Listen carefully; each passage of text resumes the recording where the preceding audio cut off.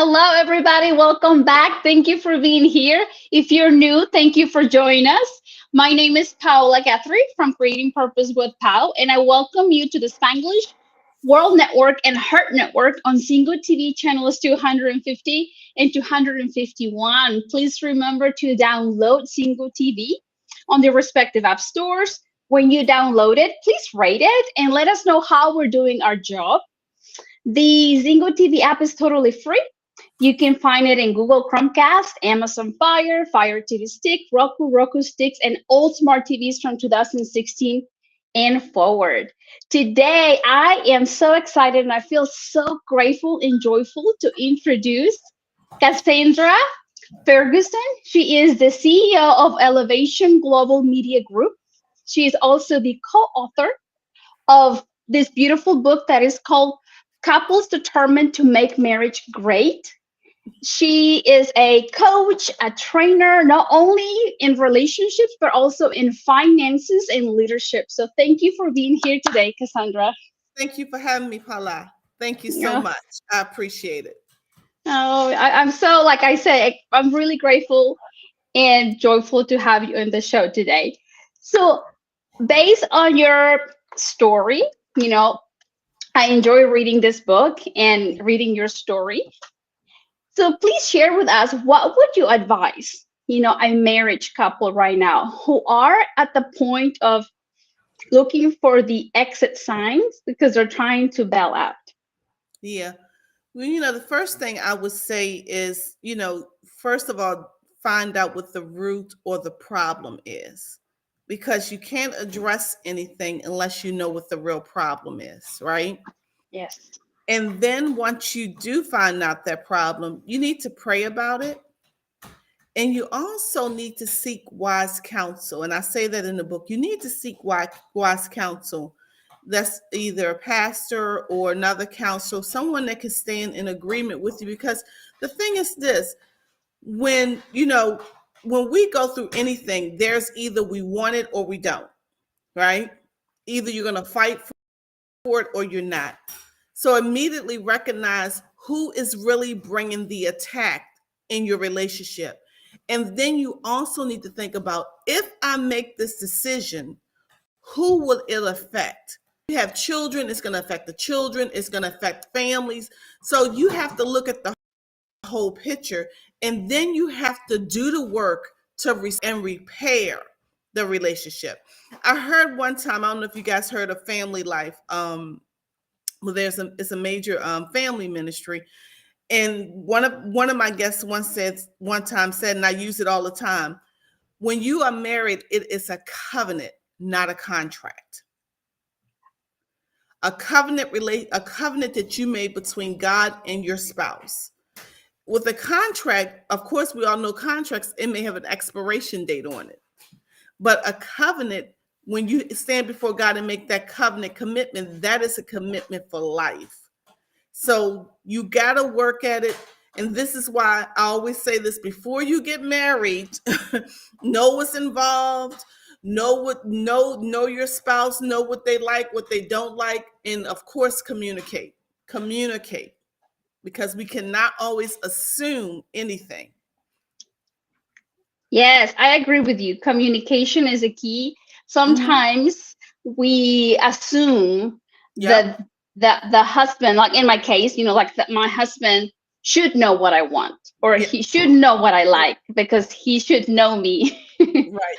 Right. But through the years, is I have discovered that it's a Mm-hmm. journey. We're getting to know each other because these stages of life are changing. Mm-hmm. So we're growing, we're adapting. So it's communication is a key. Like say, this is what I mean, Right. and try to be as clear as possible with love, with love. Right. That And that communication is so key, because actually I have 4 children and 3 of them are married, right? 3 of them are married. And that's one of the main things we say: it's communicate, communicate, communicate. Even when you're upset about something, or you feel like, if you have a question, why did he do that? Or why did he go there? Or why is he, holding back from me? Communicate. Let's not try to make our spouses mind readers, because they're not. Communication is really a key, and then working on it, seeing the bigger picture, because again, my pastor always says this. He said it years ago, and I said in the book, the whole is more important than the half. And if you look at your relationship and your family as the whole, then you yourself, which is the half, then let me get this half of me together. Let me not Yes. stop being mad. Let me really understand what's happening here, and let me work on this. I love it. I mean, you're opening this conversation to restore and repair Mm, because it's possible.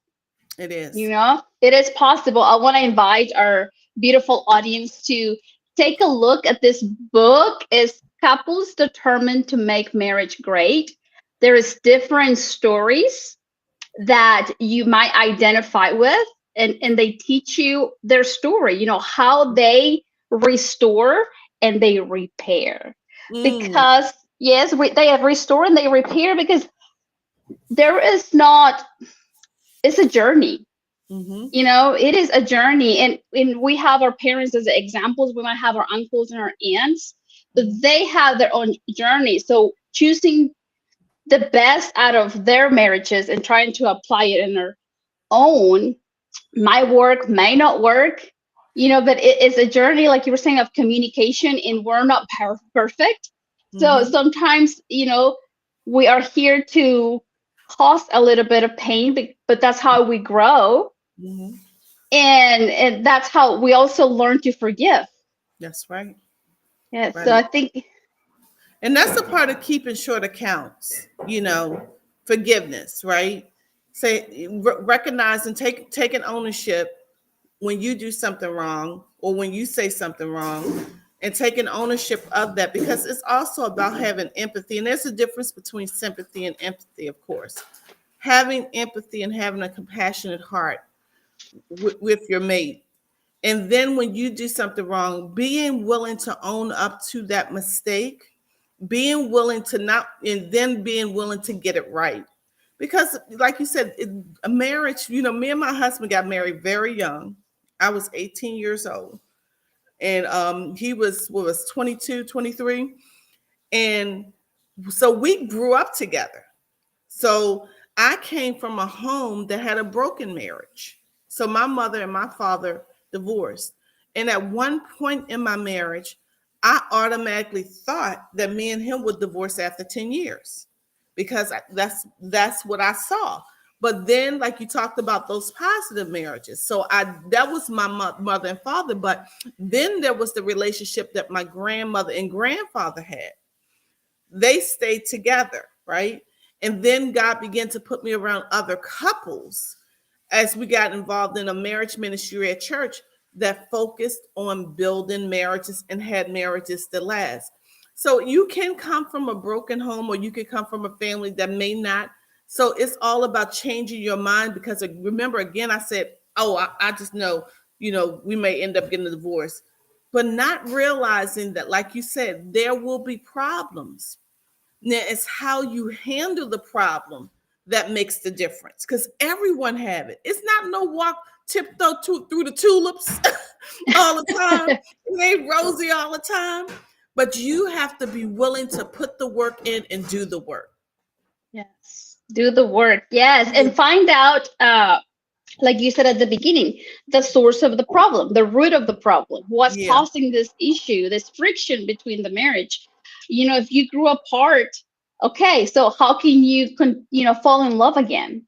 right. And yes, I love that. Restore and repair. Do the work. You have to be willing to do the work. Just like anything else, we have to, invest that time, invest that love.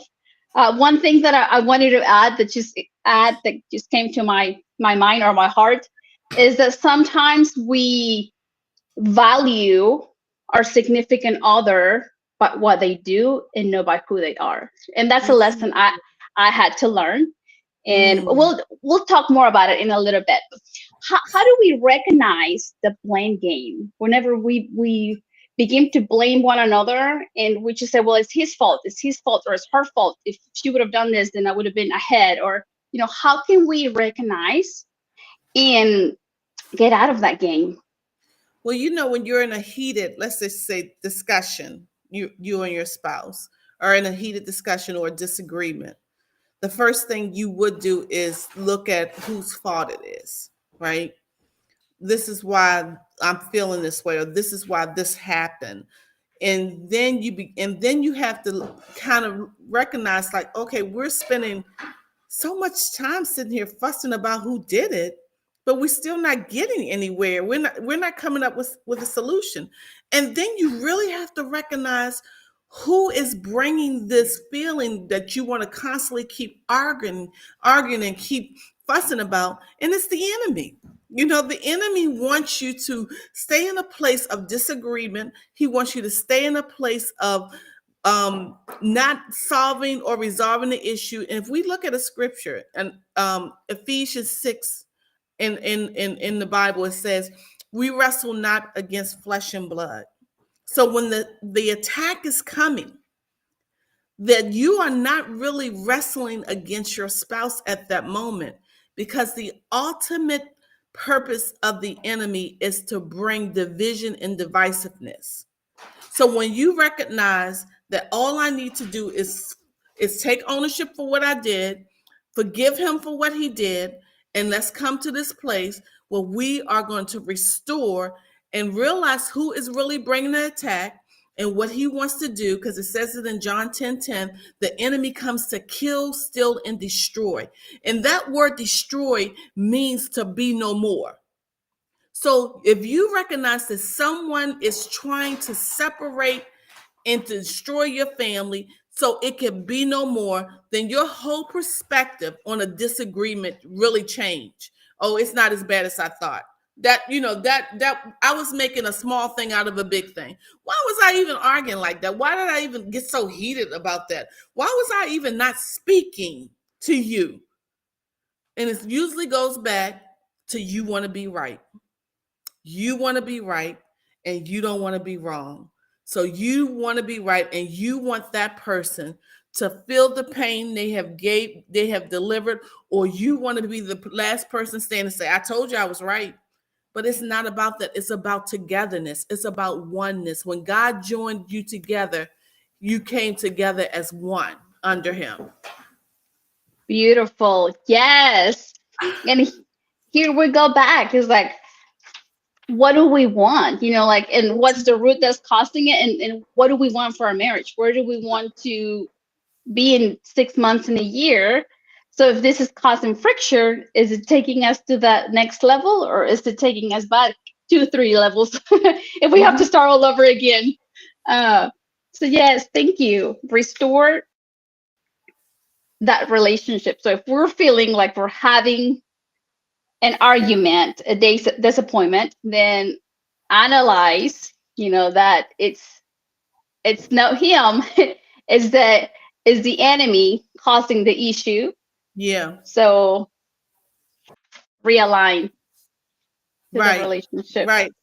And that's what I say in that chapter too, that, when we realize who is really bringing trying to cause the separation, because that's what he wants to do, is destroy. Okay. Because that's one of God's, governments, is marriage and family, right? That's one of the 7 mountains that rule society, is the family origin, right? And if we realize how important the family origin is to God's kingdom, and we treat it the way God wants us to treat it, and respond to those arguments like, okay, yeah, we may say we're upset or get mad, but at that moment, it's another scripture says, do not go to sleep upset. Yeah. Do not go to sleep angry.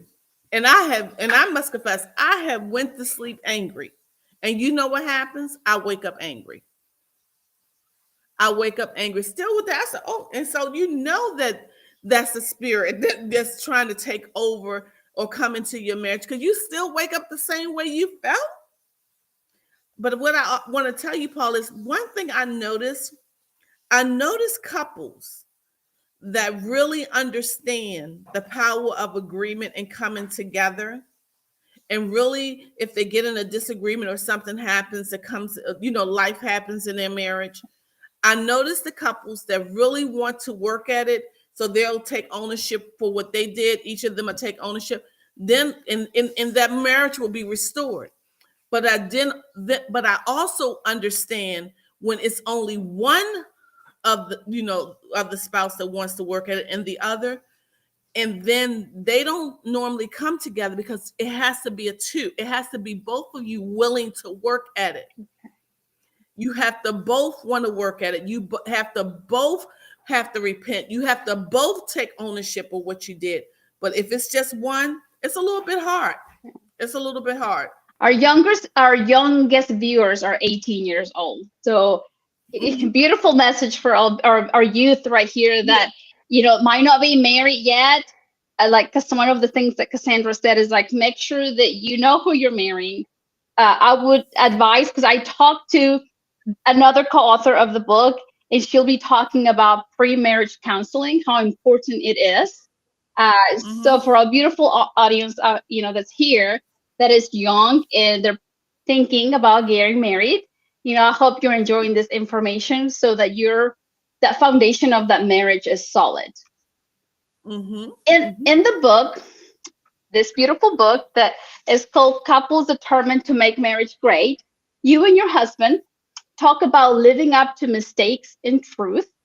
Could you please share with us a couple of examples of how we can begin to live up to our mistakes in truth? And I know you kind of dive into it a little bit. Hmm. So, my husband is the saver. I have to laugh because he Good. really would hold on. But I'm the spender. And in the beginning of our marriage, I was the spender. I love nice clothes.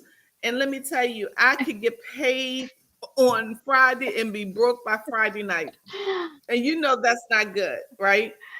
But my husband, he helps balance me. And I used to get angry with him when he used to didn't want to spend or do, but not realizing that God was using him to help me, because he was like the sandpaper for me, my spending, right? But God was using him to help me to understand why I should not just live for the moment, and how he taught me how to build for the future with our finances. And I was in then I got into finances. I got into banking, and I was in banking for over 20 years, and then I began to teach, and which I still do teach financial literacy to young people in Baltimore in the school systems.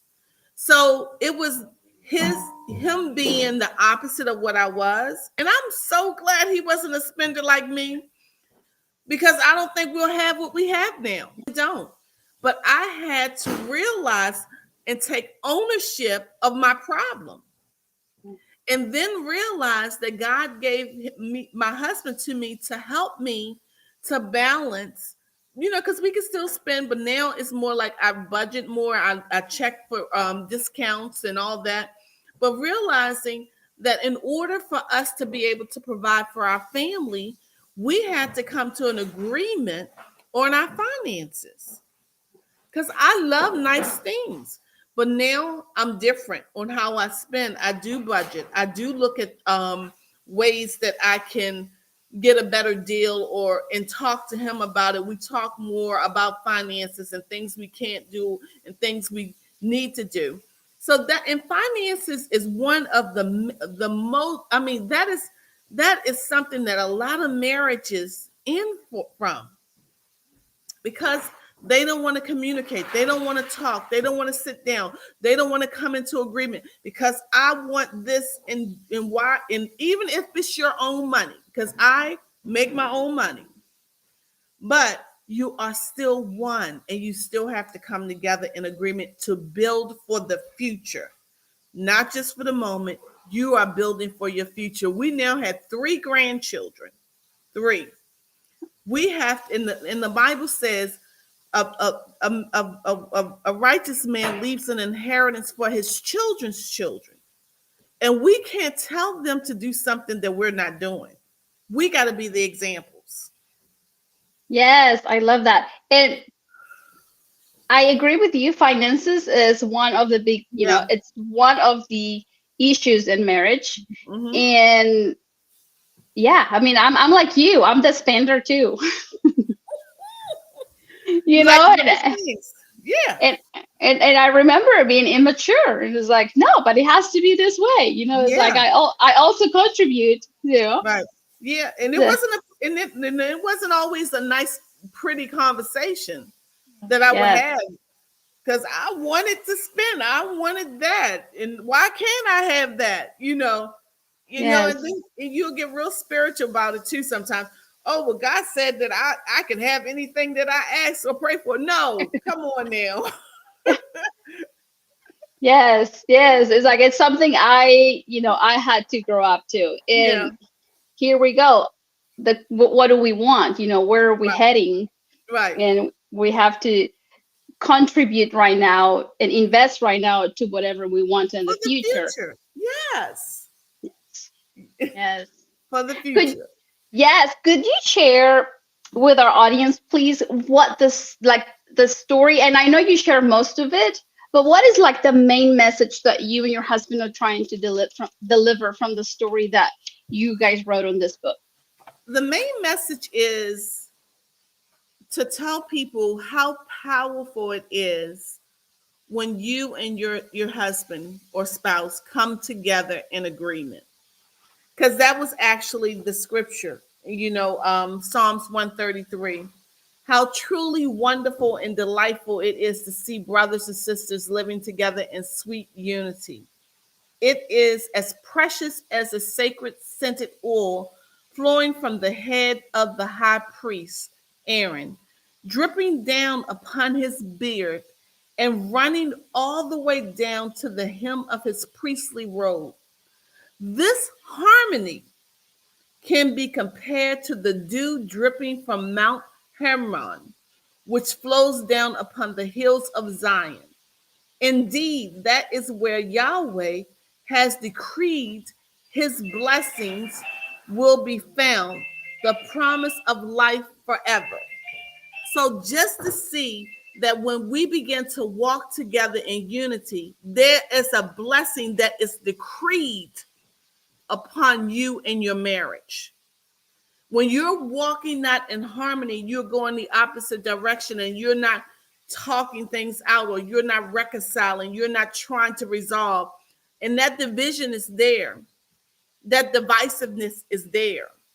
Then that means that your marriage is headed in another direction, and it's not a blessed marriage. A blessed marriage walks in harmony. I'm not saying that we all the time agree, but we do agree on this, that we are going to come together, we're going to pray together, we're going to resolve the conflict, and we are going to be under the blessed of the Lord. So that's Psalms 133. It's in the New Living Translation version. Living in harmony, living in peace, and how powerful it is when you begin to come together. And I would even challenge your viewers, try it out for 30 days. Try it Yeah. out and watch God doesn't open up a window over your marriage of blessings that you won't have room enough to receive. Try it out. Thank you. Yes, like you said, talk to each other, pray with each other, and that will lead into Yes. harmony, peace. Yes. Yes. To live in harmony and peace. But at first, the number one is you definitely have to identify the problem and then Yeah. pray for the solution. And not only that, when you're dealing with finances, not only do you have to pray for a solution, but God may need to download a strategy. He may need a strategy how to get out and how to be restored and how to be in a place. And sometimes the strategy may not be what you want to hear. He may say sell and downsize. He may say get rid of. But it's all about one. The whole is more important than the half. And your family legacy is more important than you giving up a, an item that does not have eternal value to have your marriage in a place where God can bless it. Thank you. Yes, the whole is a lot better than the half. I love that. And tell us more about, well, before I continue, where can we find you? If there's somebody in our audience saying, hey, I love what she has to say, I need more of it, where can we find you? Well, you can find me on all social media sites, Elevation Global Media Group. We also have a radio station, Elevate Your Life Talk Radio. Um, or you can go to any of those Elevation Global Media Group. You can find us on Instagram. You can find us on Facebook. If you need to send us a message, you can go to our website, www.elevation global media group. You can send us a message. We always get messages from people that say, how can, we get an interview or whatever, you know, or how can we find out more? But you can find me there.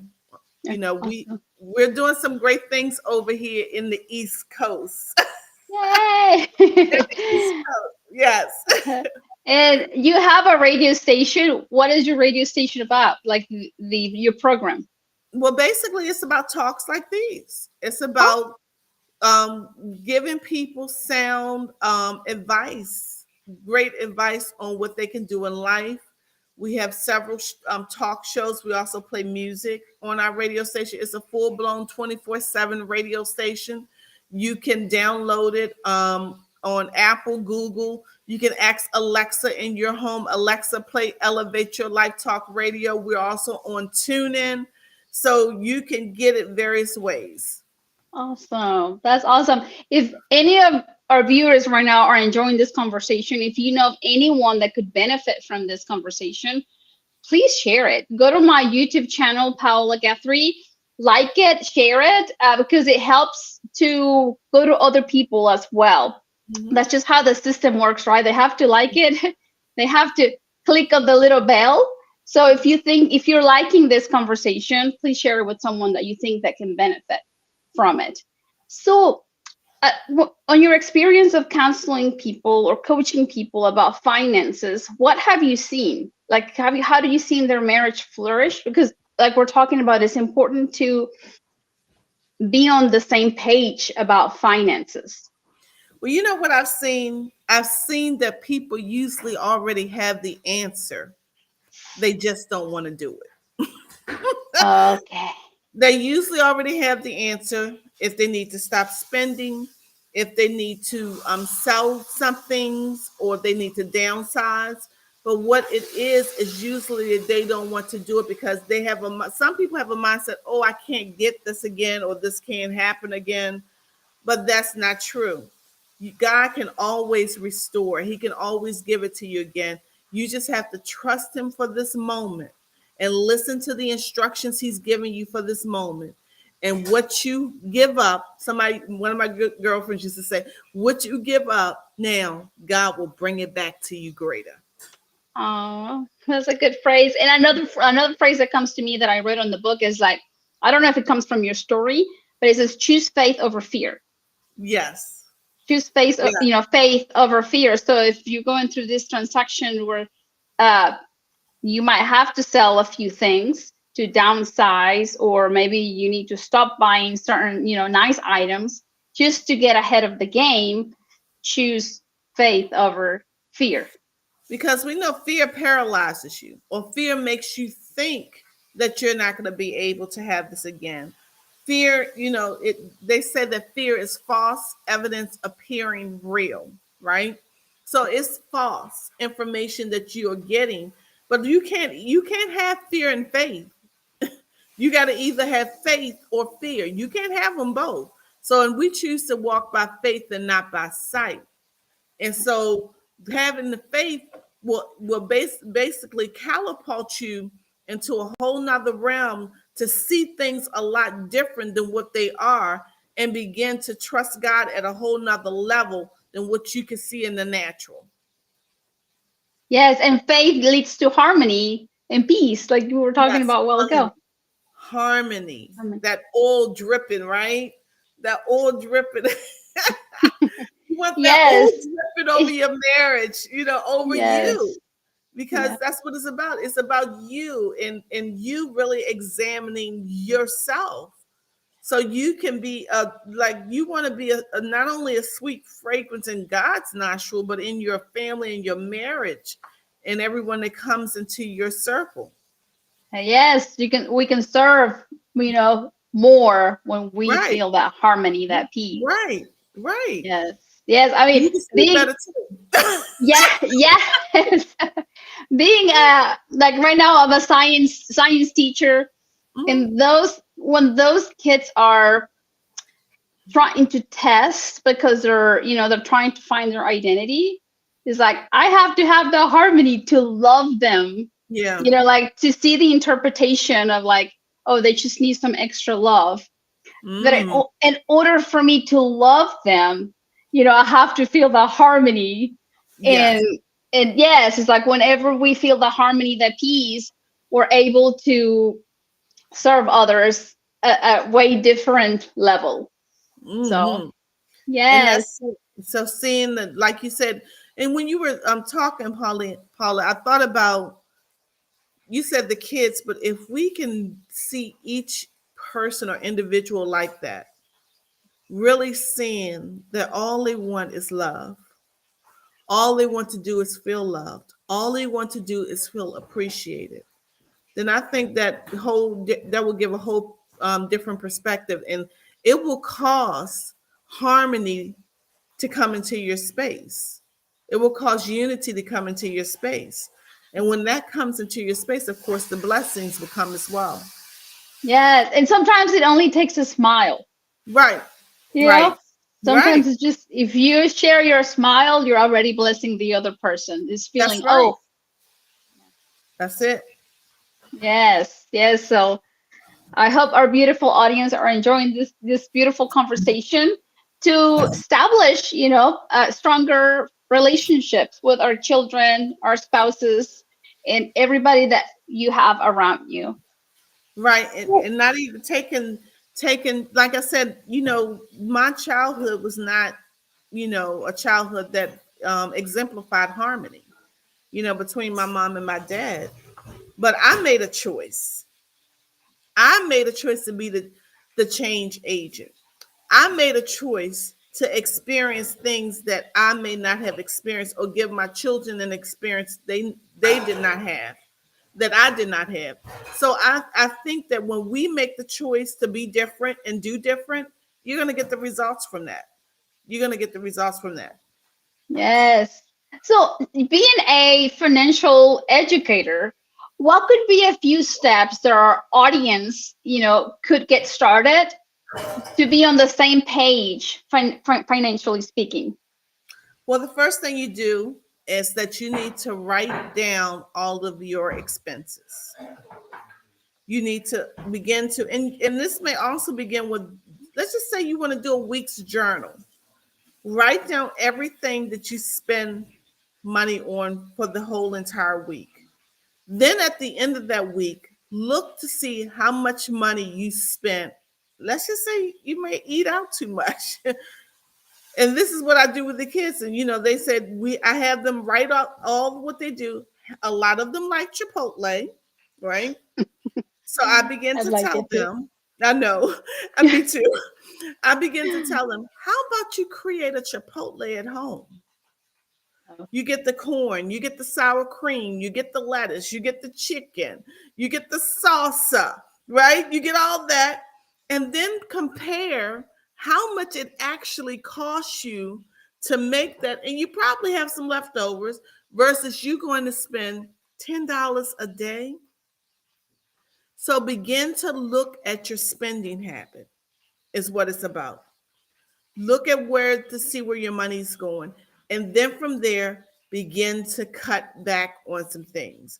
And through that, say, if you have a goal, say you want to buy, you want to buy a house, need a new car, or you want to travel. And it's okay to do that.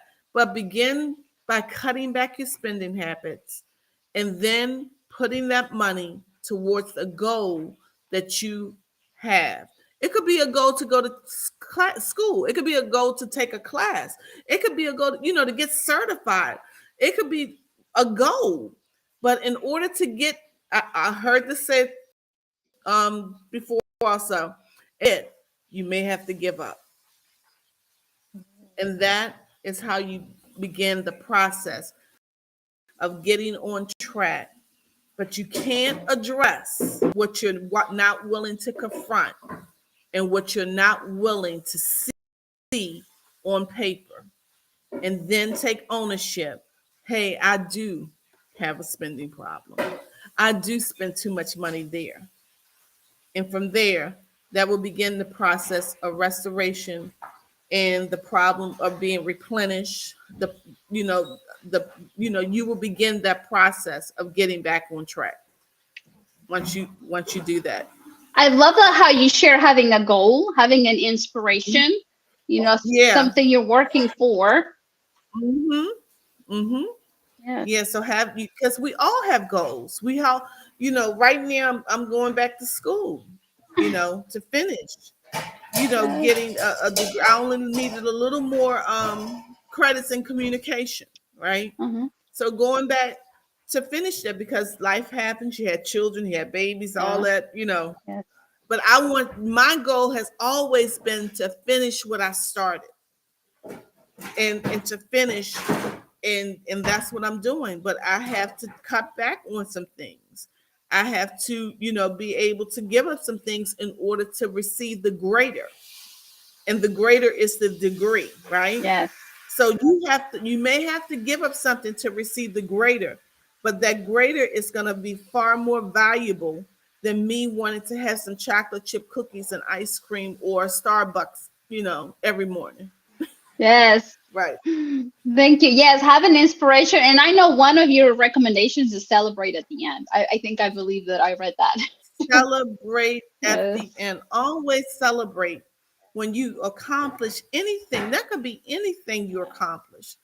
You should, because number one, the first part of that you're talking about, I said, what is the problem? Address the problem, praying about the problem.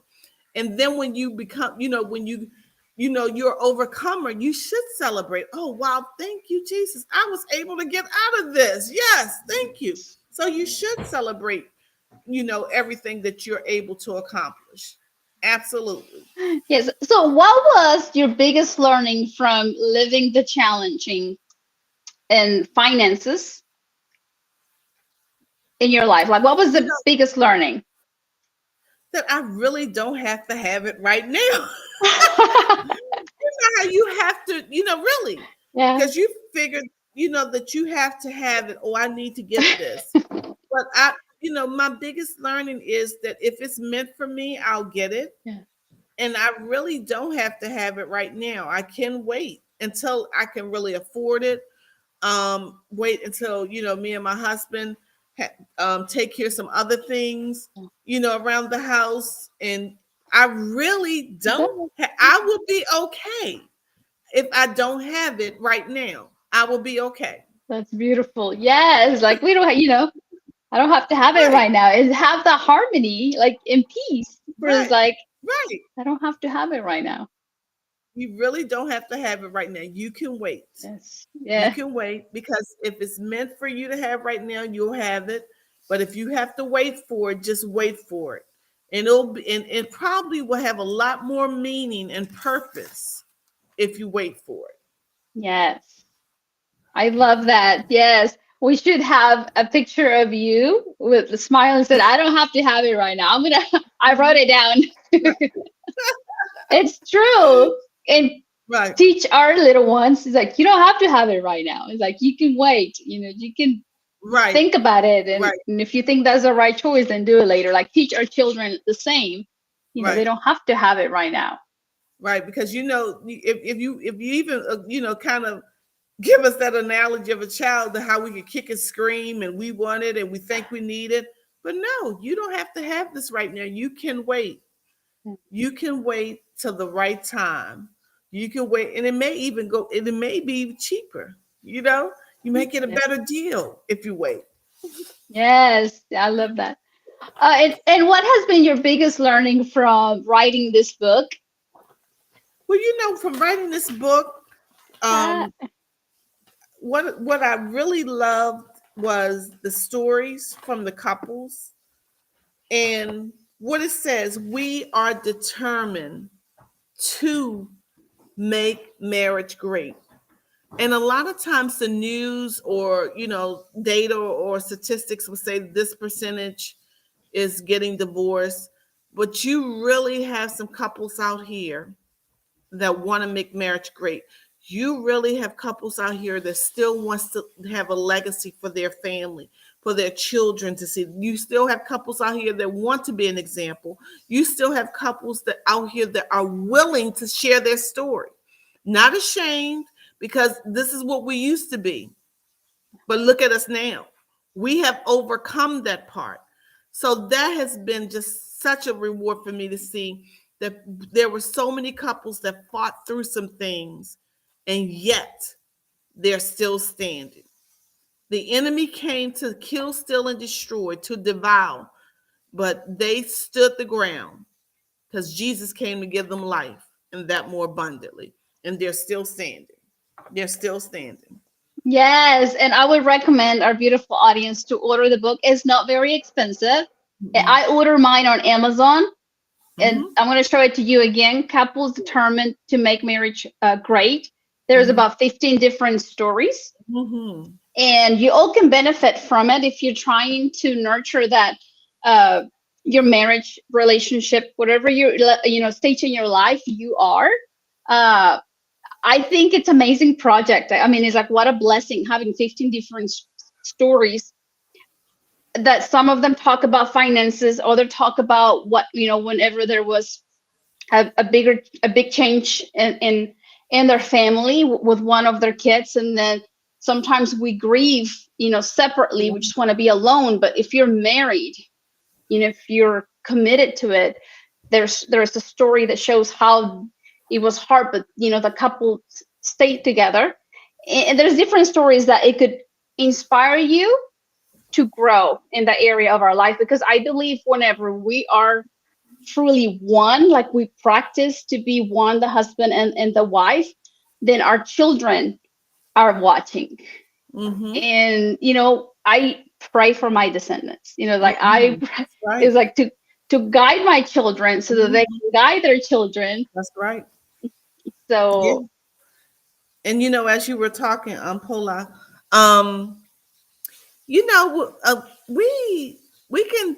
Well, let's go back to spending. We can spend a lot of money on getting car repairs, um, making sure our hair is nice, getting our nails done, pedicures, getting massages. But people won't spend money on the maintenance, because I've heard you mention maintenance or maintain. People won't spend money on maintaining or improving their marriage or themselves. Like, we could spend it, we could get the latest and the greatest iPhones, cell phones, but what about investing in your yeah. marriage? Invest in your marriage more than you invest in those other things, because if you get to the point where you are having all these disagreements, you're fussing all the time, and you may need to seek I talk about wise counsel. You may need to seek a therapist, or you may need to seek a counsel, right? But still you're investing to be better, to make your marriage better. And I will encourage your viewers, if there's a problem, you notice a problem, number one, start investing in your marriage. Buy books, listen to programs like this, attend conferences, take a little ride or cheap getaway somewhere, but do it. Just do it. Yes, I mean, thanks to that journey, when I started investing in self-development, reading books, I my marriage improved, because I Yes. find out, like I said at the beginning, is like I was valuing my husband not because of who he was, but Mm. because what he was doing. Like if he would know mow the yard when I wanted to, I was mad. Mm-hmm. So I was not letting him be. I was valuing him by what he was doing versus, Who? God created him, and seeing him for who he was, Yes. his virtues. Right. So sometimes we get trapped into our everyday routine, things that have to get done. And if they don't get things done, and sometimes we're like, well, we do more than they do. And you Mm-hmm. begin to have a little accounting, paper where it's like, Yeah. oh, I I do the laundry, I cook, I clean, and then what do they do? And sometimes, I was on that stage.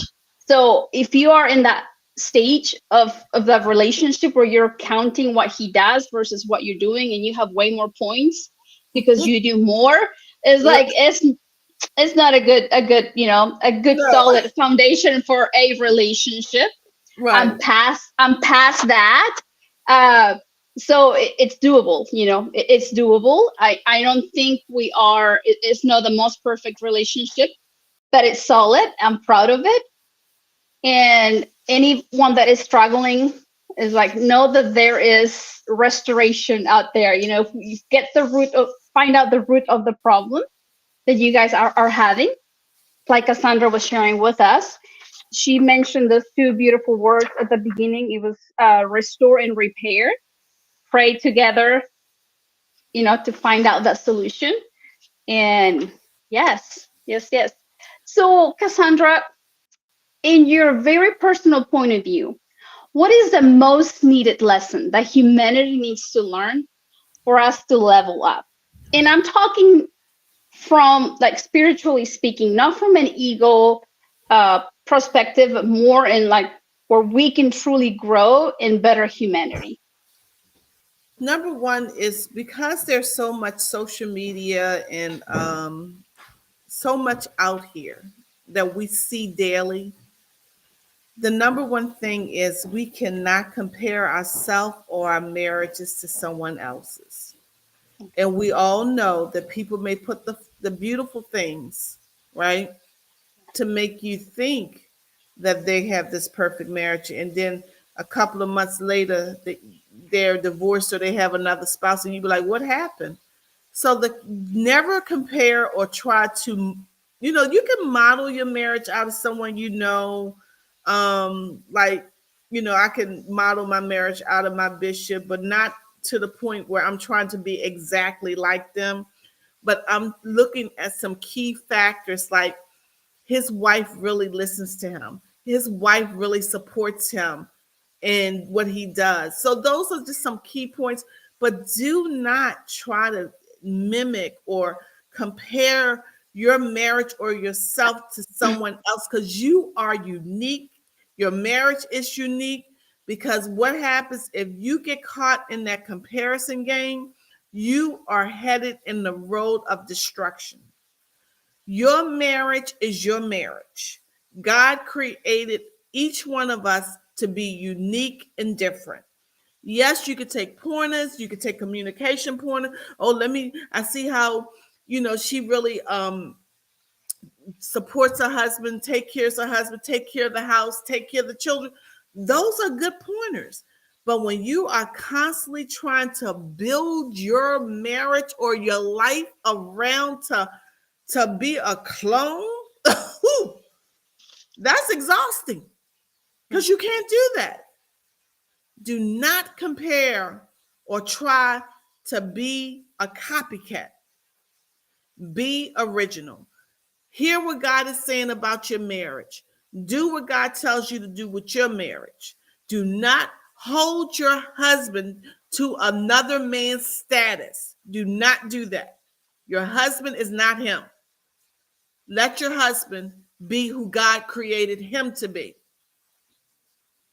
Yeah, and our husbands are here to teach us a lesson. Mm-hmm. Mm-hmm. It's like they are here to make us better and grow. Like you were saying early, your husband was able to guide you in a way. Finances, we have to better our finances. Mm-hmm. So they are here to make us stronger. They are who they are because, like you said, God created them. Yeah. So we have to find the flavor, you I know, like that. in yeah, The flavor. yeah. Find the flavor in that relationship and try to Yes. figure it out. It's like, oh wow, you're here to teach me. How awesome. You know, it's like Ooh, yes. what's your flavor? I love that. What's your flavor? Yes, be authentic. Yes. Yes, instead of trying to compare him, like you were saying, with other men, other, if you're trying to compare your spouse to another person, it's Right. like, no, no, no, no. Let's No, stop, no, no, no. Keep your eyes on your house. Keep your eyes on what God is doing in your life. And when you start comparing, that actually eliminates the place for gratitude because you're comparing. But keep your eyes on what God is doing with you and your family, and it will keep you grateful. It will always, you will always say, oh, I'm so grateful for this. I'm grateful for my husband. I'm grateful for my children. I'm grateful for what he does every day. I'm grateful that he goes out here to be our protector and our provider. So it will, the spirit of gratitude instead of the spirit of comparison is what you want. Oh, that is so beautiful. Yes, because when we apply that gratitude, when we practice that gratitude, it leads us to harmony. It leads us to Yep, feel that peace. that's it. Back at harmony. Yes. Harmony, Yeah. that peace. And that harmony is where you can command a blessing over your marriage, over your house, over your children, and watch God do it. I challenge people to do it for 30 days. Yes. And another thing that came to my mind as you were talking is like find 5 things you're grateful for Oh, in your spouse. yes, I love it. That's a great starting place. Yes, five Yes. things. Instead of naming, remember how you said you had the list of what he didn't do? Look, instead of Yeah. writing the list of what he don't, reverse that list. Yeah. Change the story and say these are 5 things I'm grateful for. Yes. Flip the script. 5 things Yes. I'm grateful for. And you'll begin to feel that harmony. You'll begin to see Right. the true blessings Yes. that your spouse is here to give you. That's right. That's right. Because Ah, your whole attitude, your mind would change, and then your attitude is going to change about it. And yes. then you know what happens when your attitude changes. If you got a better attitude, your whole, you won't be, people will want to be around you and want to be. They won't feel like you sucking on a lemon all the time. Yes. Yes. You're creating trust right there. Right, right. So Yes. as we can see, it all begins with us. Yes, that is beautiful. Yes, it begins with us. We All have begins the with us. free will to choose. That's right. It all begins with us because if we're not together or we're not right, we can't expect our relationships to be right. That is beautiful. Yes. Thank you so much for being here today. Oh, thank you for having me. This has been so much fun. Yes. So much fun. I have enjoyed myself with you. I really have, Paula. Oh, you're gonna have to come back. You're gonna have I to come will. back and I will. I usually do like once a month. I'm trying to do a different theme. Okay. So maybe you can help us deal with rejection whenever I do the month for rejection. Oh yeah, I got some stories for you there. Yes. So our next week, we're going to have a beautiful co-author again as a guest. Is going to share her story, her inspiration, and it's just Mhm. going to guide us through this journey of marriage. That it is possible. We just have to be, determined to make our marriage great. We have That's to it. invest. We have to nurture it and invest. So That's thank you, thank you, thank you. and thank you. Uh, it's time to go now. Time went by super super fast, and yeah, you're coming back, please. I will. Anytime you want to have me, I will come back, okay? And Okay. thank you for having me so much. Oh, you're so welcome. Thank you all, our viewers, our audience today. I hope you found, a word, a phrase, an aha moment that inspires you to nurture your relationship, that inspires you to see a better relationship ahead of you if you're not married yet. So remember that it is within you. You have the ability to give power to your talents. You're the one that gives lives to a life to your dreams. This show can also be heard on Spanglish Radio Network. Check out the programming in spanglishworld.ca for all news and programming. Spanglish World, watch it, hear it, read it, download it, and live it. Blessings to you all. Thank you so much for being here. Hi, Puerto Rico, Mexico, USA.